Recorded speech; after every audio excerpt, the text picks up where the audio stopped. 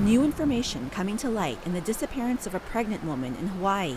Just days after Carly Scott went missing in February, family and volunteers found the 27-year-old's clothes near a highway on Maui's east coast. Investigators later recovered a jawbone thought to be hers. A break in the case that led authorities to charge her ex-boyfriend, Stephen Capobianco, with her murder. Capobianco thought to be the father. He was arraigned this week and pleaded not guilty to murder charges. He's also accused of burning her SUV to cover up the crime. Even Scott's family was reluctant to believe Capobianco could be her killer. Me personally, it took a while, and I have only recently come to the conclusion that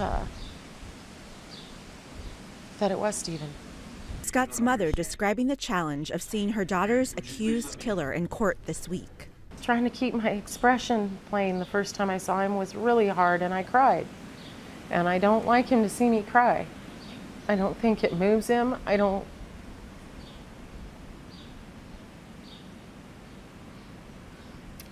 think it does any good. Scott says her next priority is to find her daughter's body. She's also pushing to make killing a fetus a crime in Hawaii. Padmananda Rama, The Associated Press.